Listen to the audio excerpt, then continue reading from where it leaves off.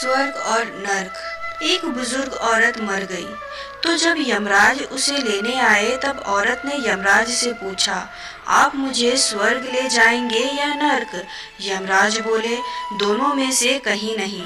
तुमने इस जन्म में बहुत ही अच्छे कर्म किए हैं, इसलिए मैं तुम्हें सीधे प्रभु के धाम ले जा रहा हूँ। बुजुर्ग औरत खुश हो गई, बोली, धन्यवाद, पर मेरी आपसे एक विनती है।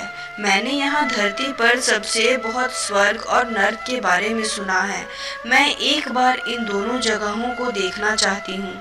यमराज बोले, तुम्हारे कर्म अच्छे हैं, इसलिए मैं तुम्हारी यह इच्छा पूरी करता हूँ। चलो हम स्वर्ग और नर्क के रास्ते से होते हुए प्रभु के धाम चलेंगे। दोनों चल पड़े। सबसे पहले नर्क आया। नर्क में बुजुर्ग औरत ने जोर जोर से लोगों के रोने की आवाज सुनी। वहाँ नर्क में सभी लोग दुबले पतले और बीमार दिखाई दे रहे थे। औरत ने एक आदमी से पूछा, यहाँ आप सब लोगों की ऐसी हालत क्यों है?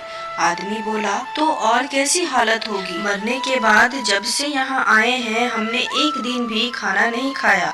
भूख से हमारी आत्माएं तड़प रही हैं। बुजुर्ग औरत की नजर एक विशाल पतीले पर पड़ी, जो कि लोगों के कद से करीब 300 फुट ऊंचा होगा।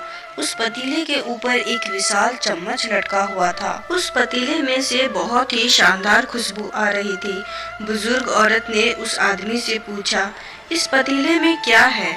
आदमी मायूस होकर बोला, यह पतीला बहुत ही स्वादिष्ट खीर से हर समय भरा रहता है।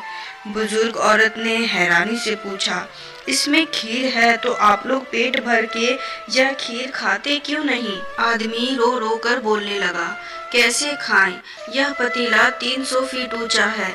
हम में से कोई भी उस पतीले तक नहीं पहुंच पाता। बुजुर्ग औरत को उन पर तरस आ गया। सोचने लगी, बेचारे खीर का पतीला होते हुए भी भूख से बेहाल हैं। शायद ईश्वर ने इन्हें यही दंड दिया होगा। यमराज बुजुर्ग औरत से बोले, चलो हमें देर हो रही है। दोनों चल पड़े। कुछ दूर चलने पर स्वर्ग आया। वहाँ पर बुजुर्ग औरत को सबकी हंसने खिलखिलाने की आवाज सुनाई दी। सब लोग बहुत खुश दिखाई दे रहे थे। उनको खुश देखकर बुजुर्ग औरत भी खुश हो गई। पर वहाँ स्वर्ग में भी बुजुर्ग औरत की नजर वैसे ही पतीले पर पड़ी जैसा नर्क में था। उसके ऊपर भी वैसा ही चम्मच लटका हुआ था। बुजुर्ग औरत ने पूछा, इस पतीले में क्या है?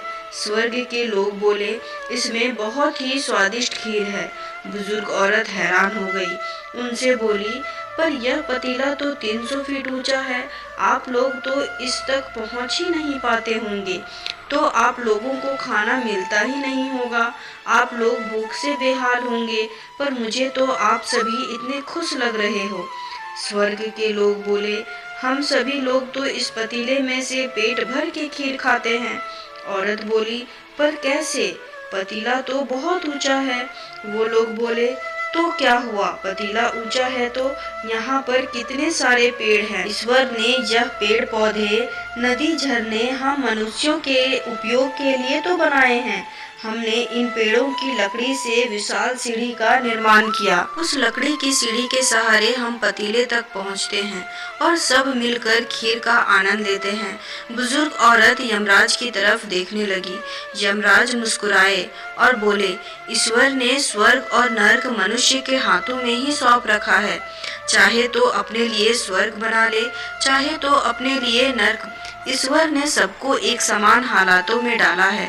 उसके लिए उसके सभी बच्चे एक समान हैं। वो किसी से भेदभाव नहीं करते। वहाँ नर्क में भी पेड़ पौधे सब थे और वो लोग खुद ही आलसी हैं। उन्हें खीर हाथ में चाहिए। वो कोई कर्म नहीं करना चाहते, कोई मेहनत नहीं करना चाहते, इसलिए भूख से बेहाल हैं। क्योंकि यही ईश्वर की बनाई इस दुनिया का नियम है। जो कर्म करेगा, मेहनत करेगा, उसी को मीठा फल खाने को मिलेगा। उम्मीद करती हूँ आपको कहानी पसंद आई होगी। इस पर आपकी क्या राय है कमेंट में जरूर बताएं। लाइक, शेयर, सब्सक्राइब जरूर कर दें। कहानी सुनने के लिए, देखने के लिए बहुत बहुत धन्यवाद।